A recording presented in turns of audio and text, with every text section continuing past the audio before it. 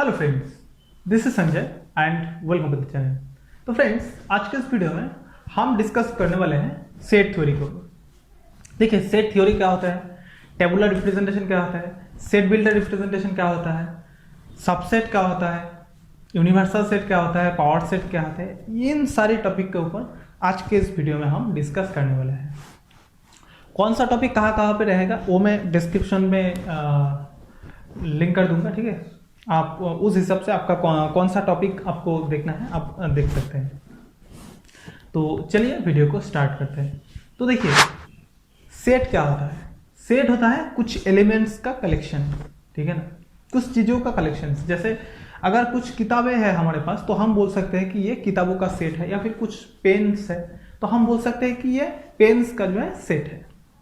तो देखिए, मैथमेटिक्स में इसका जो डेफिनेशन है वो क्या है।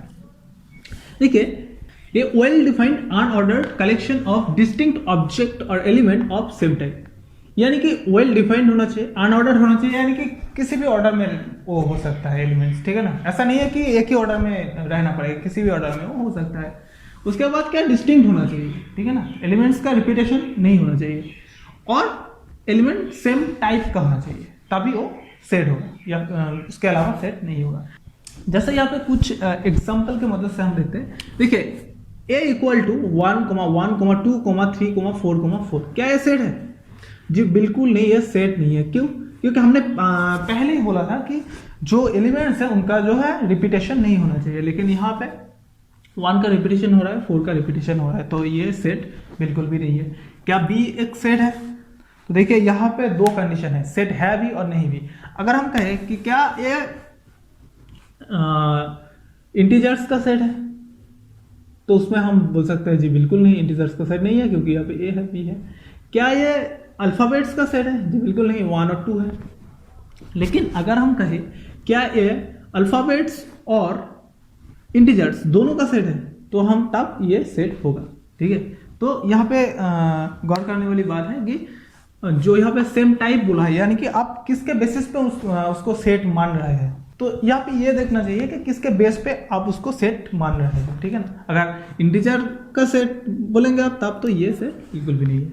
तो उसके बाद देखिए, सी क्या है, 1, 2, 3, 4, क्या ये सेट है? जी बिल्कुल सेट है, क्योंकि सेट का जो जो क्राइटेरिया है उन सब यहाँ पे फॉलो हो रहा है, ठीक है ना, सेम टाइप का है। क्या डी एक सेट है?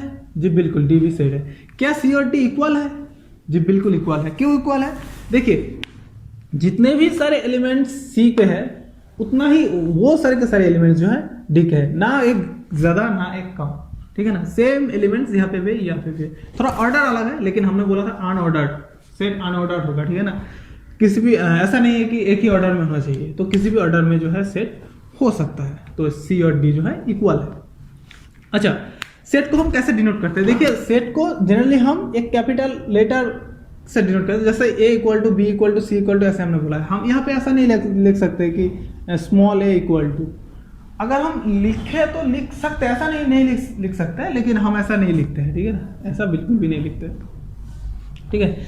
रिटर्न ऑन कर्ली ब्रैकेट्स, यानी कि जो कर्ली ब्रैकेट्स है उसके अंदर जो है वो एलिमेंट होगा, और जो एलिमेंट्स है वो कॉमा द्वारा सेपरेटेड होगा। देखिए, हर एक एलिमेंट जो है वो कॉमा से सेपरेटेड है, तो ये होना चाहिए। उसके बाद क्या है? उसके बाद देखिए, कॉर्डिनलिटी ऑफ अ सेट क्या होता है? Cardinality of a set is number of element in the set denoted by mod A. यानी कि अगर यहाँ पे आप बात करें, जो है ये जो सी सेट है 1, 2, 3, 4, यानी कि इसका कॉर्डिनलिटी क्या होगा? इसको हम ऐसे डिनोट करेंगे, सी मॉड, और सी के अंदर कितना एलिमेंट है? 1, 2, 3, 4, 4 एलिमेंट है, तो इसका जो कॉर्डिनलिटी है वो होगा 4। तो यही है कॉर्डिनलिटी ऑफ अ सेट, यानी कि एक सेट के अंदर कितना एलिमेंट है वही है उसका कॉर्डिनलिटी, ठीक है। तो उम्मीद है ये जो टॉपिक है ये आपको समझ में आया होगा। तो चलिए हम अगला टॉपिक डिस्कस करते हैं। तो देखिए, हमारा जो अगला टॉपिक है वो है रिप्रेजेंटेशन ऑफ सेट, ठीक है। तो सेट को जो है हम बेसिकली दो तरीके से रिप्रेजेंट कर सकते हैं। अगर जो सेट है वो एक छोटा सेट है, जैसे कि अगर मान लीजिए एक सेट है a इक्वल टू 1, 2, 3, 4, तो इसको तो हम ऐसे ही जस्ट लिख सकते हैं, ठीक है ना, ऐसे रिप्रेजेंट कर सकते हैं। लेकिन अगर कुछ कॉम्प्लेक्स सा सेट है जिसमें बहुत सारे एलिमेंट्स है, उसको तो हम ऐसे नहीं लिख सकते ना, तो उसको थोड़ा अलग तरीके से लिखना पड़ेगा। ठीक है, तो वही देखते हैं। देखिए पहला जो है टेबुलर और रोस्टर रिप्रेजेंटेशन, यानी कि हम जो डायरेक्ट एलिमेंट को पुट करके ऐसे रिप्रेजेंट करते हैं, इसको कहते हैं टेबुलर रिप्रेजेंटेशन, ठीक है ना। लेकिन अगर हम देखें कि सेट बिल्डर रिप्रेजेंटेशन जो है वो जो है कॉम्प्लेक्स जो सेट्स हैं जिनमें बहुत सारे एलिमेंट्स हैं, वो सेट रिप्रेजेंट करने के लिए यूज होता है। जैसे यहाँ पे देखिए जो पहला सेट है ए, इसको हमने कैसे रिप्रेजेंट किया, इसको हमने 1 2 3 4 5 6 7 8 9 ऐसे जस्ट एलिमेंट्स जो सेट का जो एलिमेंट्स है वो पुट कर दिया, ऐसे रिप्रेजेंट कर दिया। लेकिन हम दूसरे तरीके से भी रिप्रेजेंट कर सकते हैं, जैसे b equal to x such that x belongs to natural number and x less than 10, यानी कि x जो है वो नेचुरल नंबर होगा और वो 10 से छोटा होगा, यानी कि 1 2 3 4 5 6 7 8 9 होगा, ठीक है ना। तो ये और ये जो है ये दोनों ही जो है सिमिलर सेट है, लेकिन दोनों हम अलग तरीके से रिप्रेजेंट किए। ये जो पहला वाला रिप्रेजेंट है जिनमें हम जस्ट जो एलिमेंट्स है वो पुट कर देते हैं, वो है हमारा टेबुलर या फिर रोस्टर रिप्रेजेंटेशन। और जो सेट बिल्डर रिप्रेजेंटेशन है वो इस तरीके से डेफिनेशन के रूप में हम रिप्रेजेंट करते हैं, ठीक है। उसके बाद हमारा आता है फाइनाइट सेट। फाइनाइट सेट क्या होता है, एक सेट जिसमें फाइनाइट नंबर ऑफ एलिमेंट्स है, वो है फाइनाइट सेट। जैसे हम अगर इस सेट की बात करें, ये सेट या फिर ये सेट भी हो गया, दोनों सेट जो है ये फाइनाइट सेट है, क्योंकि यहाँ पे सिर्फ 9 ही एलिमेंट्स है, ठीक है ना। लेकिन अगर हम इनफाइनाइट सेट की बात करें तो इनफाइनाइट सेट क्या होता है, जिस सेट में इनफाइनाइट नंबर्स ऑफ एलिमेंट्स होता है। जैसे अगर एक सेट मान लीजिए बी ऐसा है, -∞ टू -1 0 1 उसके बाद +∞ है, तो ये जो सेट है ये सेट हमारा जो है इनफाइनाइट सेट है, ठीक है। काउंटेबल सेट क्या होता है, काउंटेबल सेट वो सेट है जो सेट का एलिमेंट और जो नेचुरल नंबर का एलिमेंट उनको हम 1 to 1 मैपिंग कर सके। अगर हमारा जो मान लीजिए एक सेट जो है नेचुरल नंबर का हम n लिख देते हैं, ठीक है, 1 2 3 4 5 6 ऐसे इन्फिनिटी तक जाएगा। और मान लीजिए ये एक सेट है, ठीक है ना। तो इस सेट के साथ इस नेचुरल नंबर के जो सेट है इसका हर एक एलिमेंट का अगर 1 to 1 हम मैपिंग करें, अगर ऐसा पॉसिबल है तब वो सेट जो है वो काउंटेबल होगा। तो ऐसा जी बिल्कुल पॉसिबल है, -∞ ऐसे हम इसके बाद जो एलिमेंट आएगा ऐसे हम जाएंगे, ठीक है ना। ये जो इन्फिनिटी है ये भी कभी खत्म नहीं होगा, ये जो इन्फिनिटी है ये भी कभी खत्म नहीं होगा।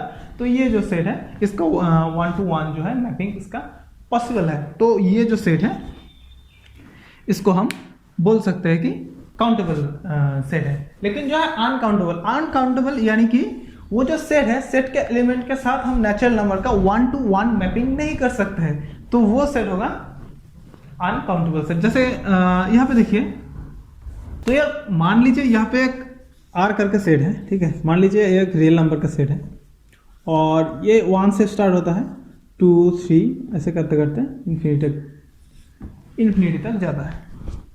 तो यहाँ पे देखिए ये 1 है, ऐसे नेचुरल नंबर के में अगर अब देखेंगे तो 1 उसके बाद 2 आएगा, उसके बाद 3 ही आएगा, उसके बाद 4 ही आएगा, ठीक है ना। लेकिन यहाँ पे अगर ये रियल नंबर है, इसका मतलब ये 1 और 2 के बीच में भी इनफाइनाइट नंबर्स है, ठीक है ना। तो अगर आप यहाँ पे 1 to 1 मैपिंग करना चाहेंगे तो नहीं होगा, क्योंकि 1 के साथ 1 अगर हो गया तो उसके बाद 1.1 1.01 ऐसे बहुत सारे 1 और 2 के बीच में भी बहुत सारे एलिमेंट्स हो सकते हैं, ठीक है ना। तो इसका जो है 1 to 1 मैपिंग कभी भी पॉसिबल नहीं हो सकता है, तो इसीलिए इसको अनकाउंटेबल सेट कहते हैं, ठीक है। तो उम्मीद है आपको ये कॉन्सेप्ट भी समझ आया होगा। तो चलिए अगला टॉपिक डिस्कस करते हैं। तो देखिए अगला जो टॉपिक है वो है सबसेट। सबसेट क्या होता है, देखिए मान लीजिए एक सेट है ए और इस ए सेट का अगर सारे के सारे जो एलिमेंट्स है वो बी सेट के अंदर भी है, तो ए सेट को बी सेट का जो है सबसेट बोला जाएगा। रिप्रेजेंट कैसे करते हैं, ऐसे इस तरीके से रिप्रेजेंट करते हैं हम एक सबसेट को। मतलब क्या है, ए के जो सारे के सारे एलिमेंट है, मान लीजिए यहाँ पे ए इक्वल टू 1 2 3 4 ऐसा है, तो बी क्या होगा, बी के अंदर 1 2 3 4 ये तो हो गई, और भी एलिमेंट अगर हो भी सकता है, नहीं भी हो सकता है, लेकिन ये जो एलिमेंट्स है ये होगा ही होगा इसके अंदर। नहीं तो अगर मान लीजिए यहाँ पे 4 है लेकिन यहाँ पे नहीं है, तो ये जो ये है ये बी का सबसेट जो है बिल्कुल ही नहीं होगा। अच्छा, तो ये है, इसको कहते हैं सबसेट, और जो बी है इसको कहते हैं सुपरसेट। अब अगर मान लीजिए ये जो सेट ये है, ये सबसेट है बी का, और जो बी है ये सबसेट है ए का, तब ए और बी जो है वो दोनों क्या है, इक्वल होगा। ठीक है ना। ओके, तो अब देखिए आपको उम्मीद है आपको सबसेट और जो सुपरसेट है उसका कॉन्सेप्ट क्लियर हुआ होगा। उसके बाद आता है हमारा नाल सेट का कॉन्सेप्ट। नाल सेट क्या आता है? नाल सेट यानी कि कुछ भी नहीं है। ठीक है, उसको कैसे रिप्रेजेंट करते हैं? उसको हम फाई से रिप्रेजेंट करते हैं, या फिर ओपन कर्ली ब्रैकेट और क्लोज कर्ली ब्रैकेट से हम जो है नाल सेट को रिप्रेजेंट करते हैं। यानी कि इसके अंदर जो है कोई भी एलिमेंट नहीं है। अगर आप ऐसे लिखते हैं तो ये जो है ये नाल सेट बिल्कुल भी नहीं है। याद रखिएगा, ये नाल सेट बिल्कुल भी नहीं है। ये एक सेट है जिसके अंदर एक सेट है जो नाल सेट है। ठीक है ना। हम नाल सेट को ऐसे कभी भी नहीं लिख सकते, या तो फाई लिखेंगे या फिर सिर्फ कर्ली ब्रैकेट लिखेंगे, बस, और कुछ नहीं। ठीक है ना। तो ये जो है छोटा सा सिली मिस्टेक जो स्टूडेंट्स अक्सर करते हैं, तो ये मिस्टेक बिल्कुल ही मत करना। और एक क्वेश्चन जो स्टूडेंट्स को आता है, क्या हर नाल सेट इक्वल होता है? देखिए, मान लीजिए एक सेट है ए इक्वल नाल सेट, बी ए भी नाल सेट, तो दो सेट कब इक्वल होगा? जब उनके जो एलिमेंट्स है, ए के जितने भी सारे के सारे एलिमेंट्स है, वो अगर उतना ही एलिमेंट बी के अंदर भी है, ठीक है, वही element same to same elements b के अंदर भी है, एक भी ज्यादा नहीं है एक भी कम नहीं है, तब जो है ये जो दो सेट्स है ये इक्वल होगा। लेकिन यहाँ पे देखिए, ए के अंदर कुछ नहीं है, बी के अंदर भी कुछ नहीं है, क्या दोनों के अंदर सेम चीजें हैं, तो ये जो दो सेट्स हैं ये बिल्कुल इक्वल होगा। तो दुनिया का जो हर नल सेट है वो इक्वल होता है। और एक बात, ये जो नल सेट है ये दुनिया के किसी भी सेट का जो है सबसेट है। ठीक है ना। दुनिया के किसी भी सेट का सबसेट जो है नल सेट है। लेकिन ऐसा नहीं है कि नल जो सेट है वो हर सेट को बिलोंग करेगा, बिलोंग नहीं भी कर सकते। जैसे यहाँ पे ए क्या है, 1 2 3 4 है, तो यहाँ पे 5 नहीं है, तो A belongs to A, sorry 5 belongs to A, ये बिल्कुल भी राइट नहीं है। लेकिन ये जो 5 है यानी कि नल, ये पे कुछ भी नहीं है। यानी कि जो 5 है वो दुनिया के किसी भी सेट का सबसेट तो जरूर है, लेकिन ऐसा नहीं है कि वो बिलोंग भी करेगा उस सेट को। ठीक है ना। तो देखिए, नल सेट के बाद जैसे नल सेट है जिसमें कुछ नहीं है, ऐसे ठीक इसका उल्टा जो सेट है वो है यूनिवर्सल सेट, जिसमें सब कुछ है, सारे के सारे सेट्स हैं। दुनिया में जितने भी सारे सेट्स हैं उन सारे के सारे जो सेट्स हैं उनको मिला के क्या होता है, यूनिवर्सल सेट। ठीक है ना। यूनिवर्सल सेट को हम कैपिटल यू से डिनोट करते हैं। ठीक है, यही था यार छोटा सा कॉन्सेप्ट। उसके बाद देखिए, उसके बाद क्या आता है, उसके बाद आता है हमारा पावर सेट का कॉन्सेप्ट। पावर सेट क्या होता है? मान लीजिए एक सेट है ए, ठीक है, एक सेट जो है ए है, ऐसे ए इक्वल टू 1 2 3 4 5, ऐसे ज्यादा नहीं लेते हैं, 1 2 3 4। ठीक है, ए एक सेट है जिसके अंदर 1 2 3 4 ये 4 एलिमेंट है। तो इसका पावर सेट क्या होगा? इसका पावर सेट, इसको हम ऐसे डिनोट करते हैं।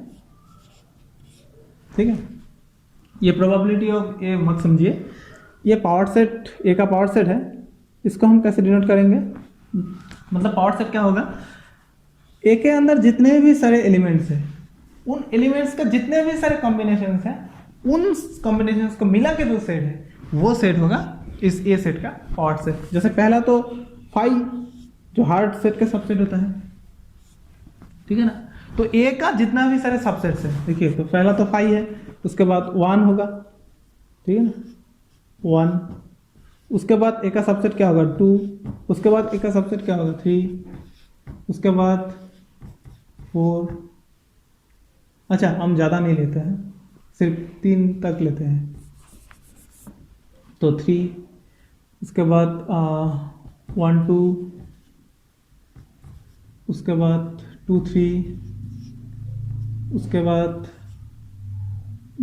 1 3, उसके बाद 1 2 3। ठीक है, कितना 1 2 3 4 5 6 7 8।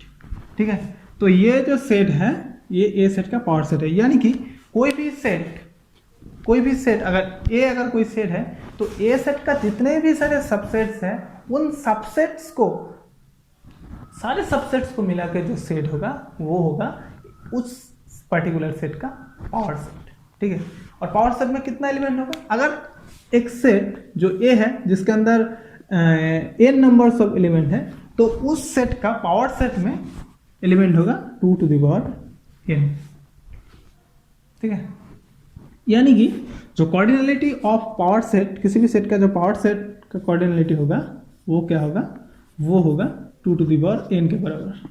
ठीक है, एक सेट n क्या है? ये जो ए सेट है, ए सेट के अंदर जितने ए सेट का कॉर्डिनलिटी है n।